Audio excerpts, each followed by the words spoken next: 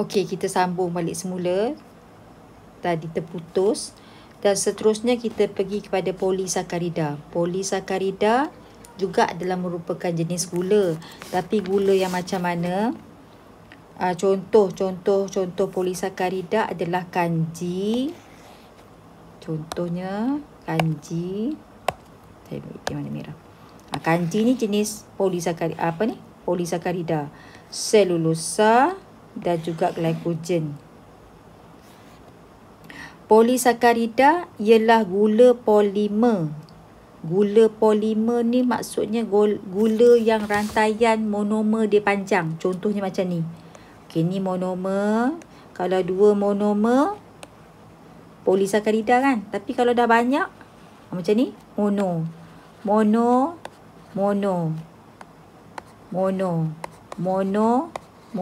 Banyak So, yang ni kita panggil polimer. Poli tu banyak. So, banyak monomer. So, kita panggil polimer. Polisakarida ialah gula polimer. Gula polimer. Maksudnya bila sebut gula polimer tu, dia adalah rantaian banyak monomer. Terdiri daripada monomer polisakarida.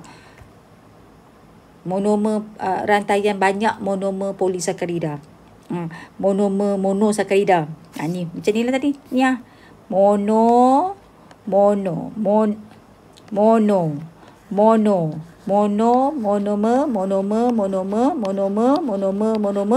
So, banyak monomer kita panggil polimer. Okey. Polisakarida ni terbentuk daripada proses kondensasi yang melibatkan beratus-ratus monosakarida untuk membentuk satu rantai molekul yang panjang. Awak boleh bayangkan polisakarida ni macam rantai mutiara. Kan rantai mutiara tu kan ada banyak mutiara tu kan. Yang itulah kita panggil polimer. Okey. Polisakarida tak boleh larut dalam air sebab saiznya besar. Dia tak manis dan tidak boleh menghablu. Okey. Kalau dia boleh dibentuk melalui proses kondensasi dan dia juga boleh juga dipecahkan. Dipecahkan maksudnya dihidrolisiskan. Dengan bantuan kita nak pecahkan dia, kita kena gunakan asid cair. Tadi kan kita pecahkan, sebelum ni kita pecahkan hidrolisis menggunakan air kan. Tapi untuk polisakarida kita tak guna air. Kita pakai asid cair, sama ada kita didihkan ataupun kita gunakan enzim.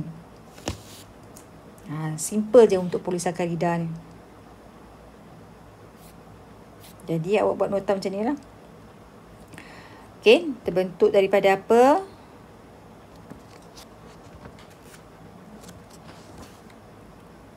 Terbentuk daripada kondensasi beribu-ribu monosakarida tak larut, boleh diuraikan melalui asid cair, pendidihan dan juga tindakan enzim.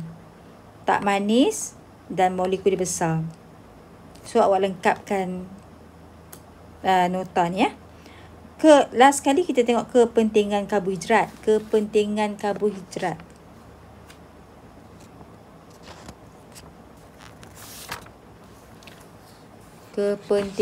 karbohidrat ada kat mana?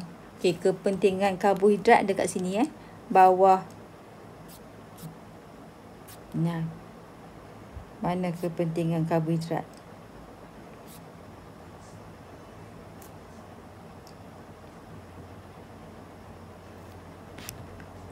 Dalam buku teks saya pakai ni tak ada tulis kepentingan karbohidrat. Saya tak tahu kat mana kepentingan karbohidrat. Tapi dalam buku teks awak muka surat 75. Okey, muka surat 75. Ada dekat situ ada 3 kepentingan karbohidrat. So, tulislah 1, 2, 3. Sumber tenaga, sebagai makanan simpanan, sebagai struktur sokongan. Okey.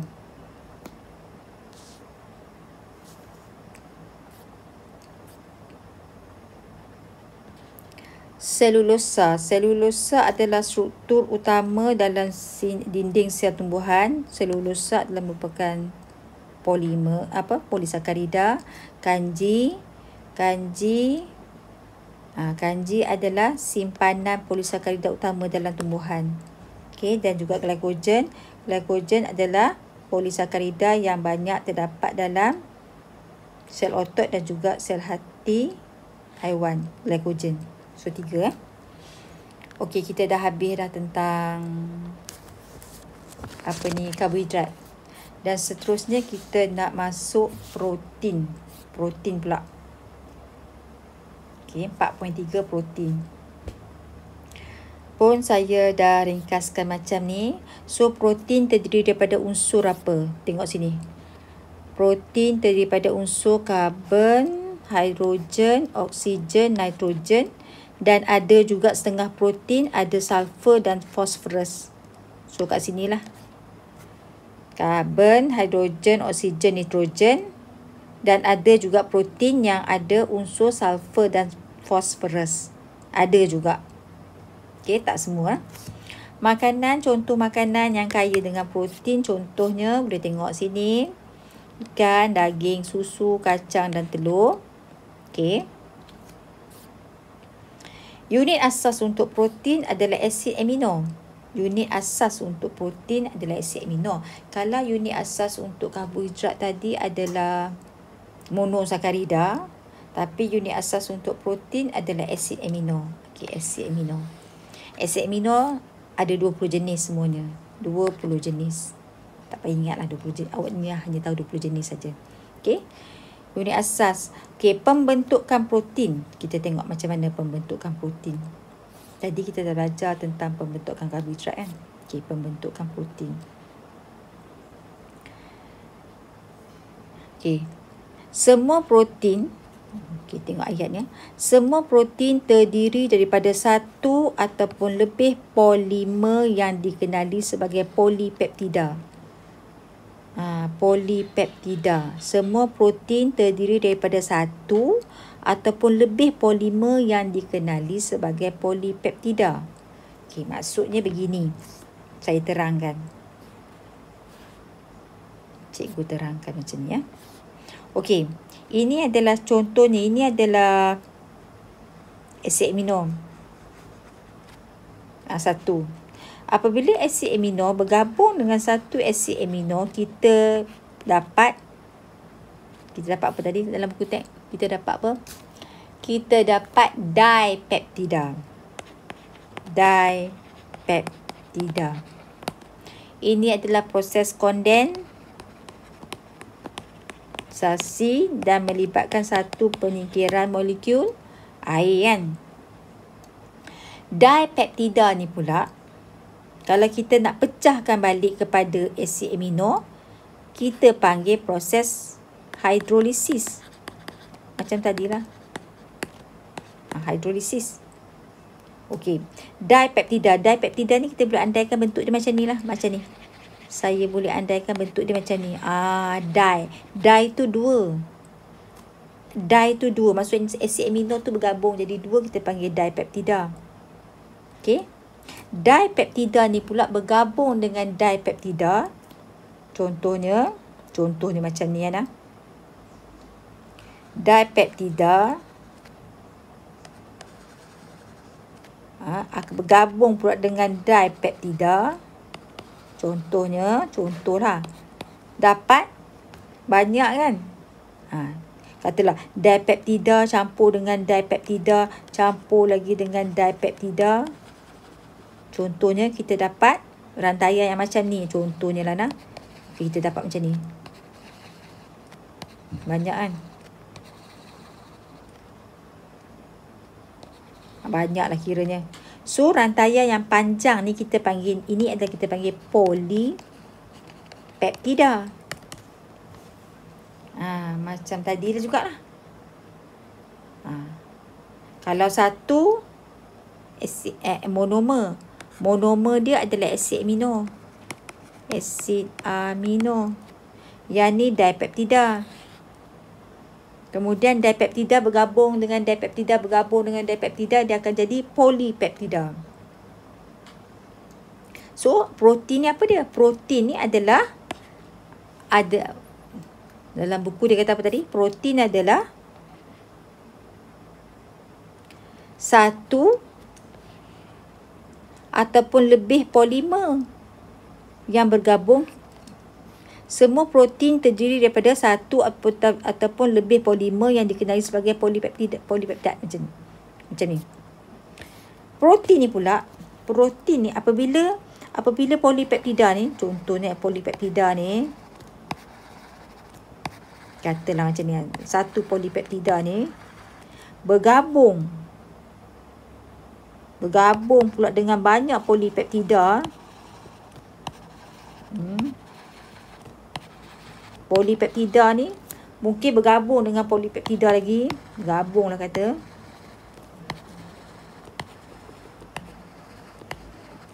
Bergabung. Terus dia akan bentuk protein. Barulah dapat protein. Nampak tak protein ni kompleks sangat. Kalau satu asid amino. Kalau dua asid amino bergabung jadi dipeptida. Dipeptida ni pula bergabung jadi polipeptida. Polipeptida tu pula bergabung jadi protein. Nampak Jadi semua proses kondensasi. Nampak macam ni Ni asid amino jadi dipeptida. Dipeptida seterusnya membentuk polipeptida. Dan polipeptida seterusnya membentuk protein. So sini cikgu tulis protein terbentuk daripada banyak rantaian polipeptida. Satu protein ni adalah satu molekul yang sangat kompleks.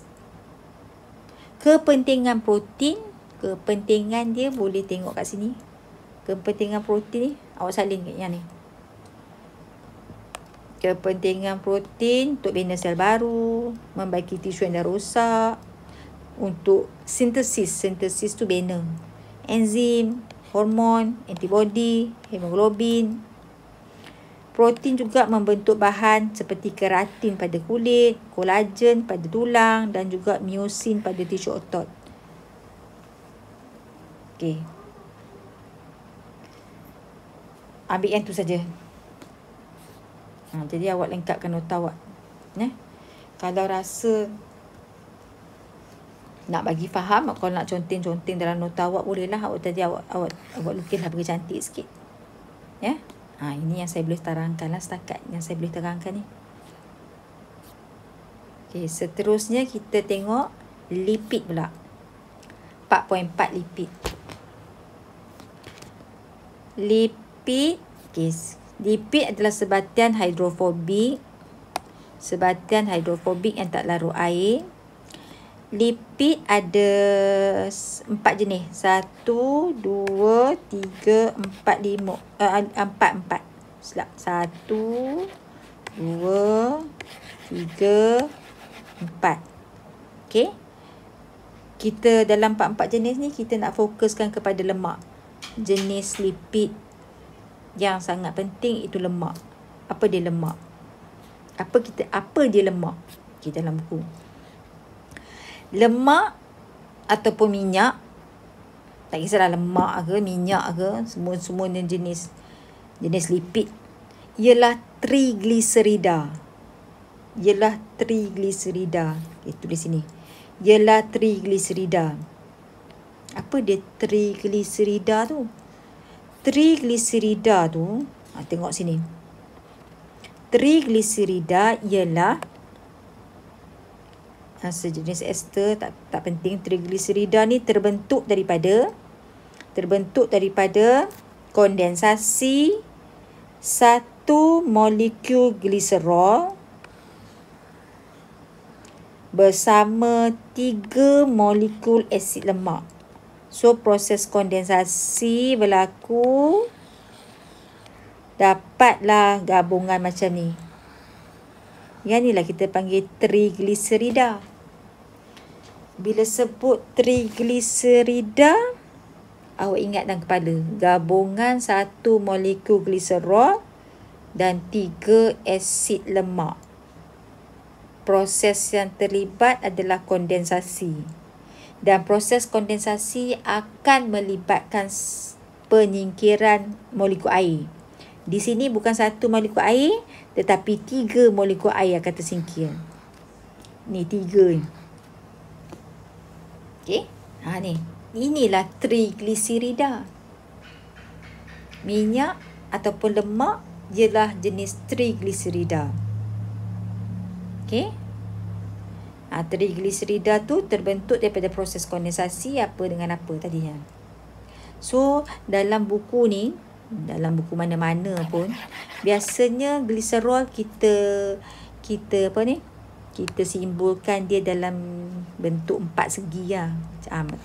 Bentuk 4 segi macam ni. Dan asid lemak kita akan buat bentuk macam ni. Macam ada kepala, ada ekor. Tapi melintang. Ada kepala, ada ekor, ada kepala, ada ekor.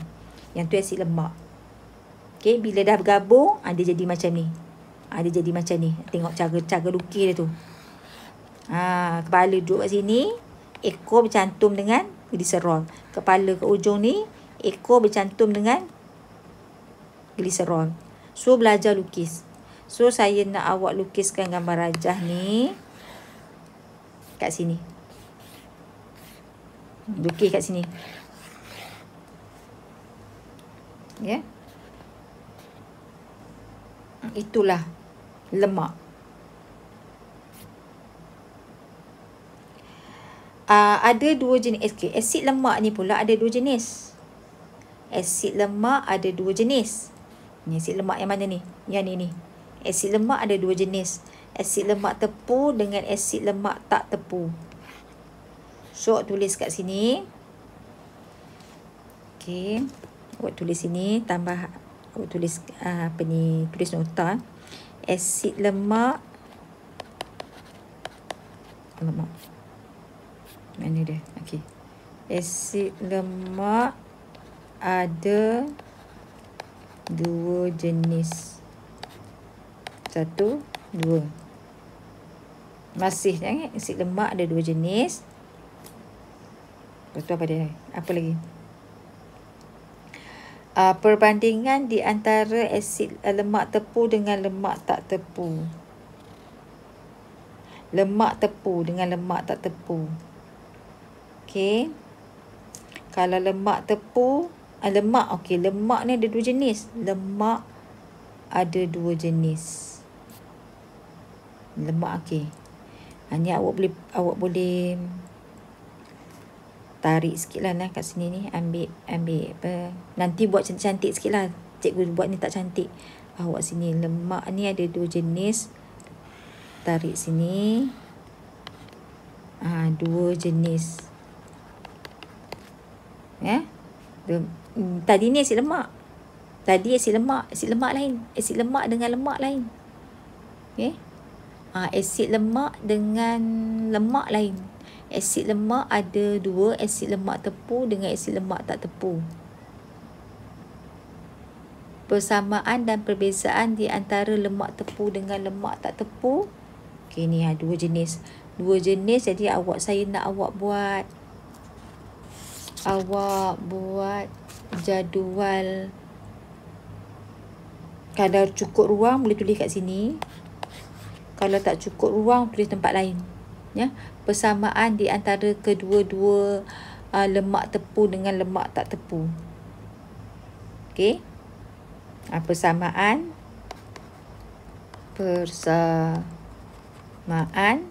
Lagi satu kat kotak lagi satu ni buat perbezaan.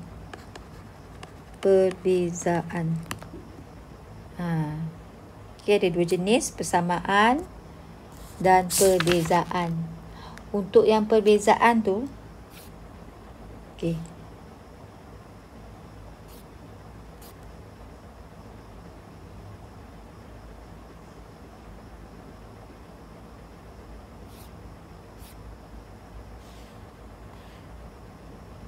Dalam buku awak ada perbezaan. Dalam buku awak ada persamaan. Tapi dalam saya punya buku teks kat sini tak ada persamaan. Jadi awak salin persamaan dalam muka surat 77.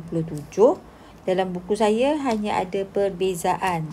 Saya tak tahu ini mungkin buku teks versi versi yang satu lagi. Buku teks ni dia ada banyak versi. So untuk perbezaan yang ni tak payah salin lah. Yang ni tak payahlah salin. Yang ni tak payah. Yang ni tak payah. So awak ambil yang perkataan ni saja. Okay.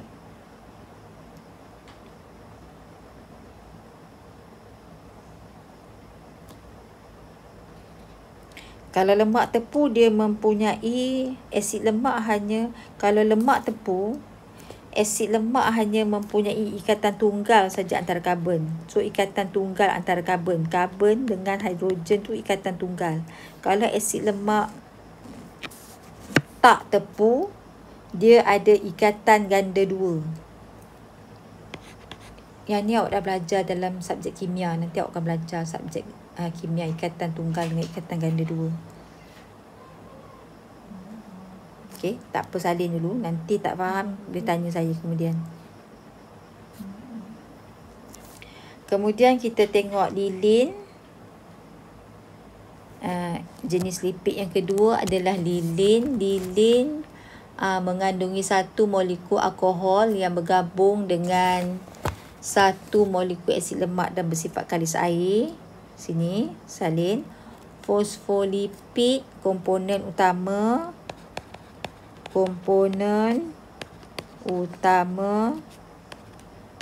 membran plasma, kan? Steroid adalah lipid yang tiada asid lemak. Oh, dia adalah lipid yang tak ada asid lemak. Dia tak ada asid lemak. Contoh boleh tulis Contoh tulis. Dan yang akhir sekali, kepentingan lipid. Kepentingan lipid ada dalam kutip muka surat 78. Sini ada tak? Kadang-kadang tak sama. Okey, kita ambil buku teks kita. Kepentingan dia muka surat 78. Muka surat 78. Sebagai simpanan tenaga bagi haiwan, berfungsi sebagai pelapik untuk melindungi organ-organ dalaman serta bertindak sebagai penebat haba bagi haiwan. Okey, so ambil yang perenggan yang pertama tu. Okey, kita dah habis untuk lipid.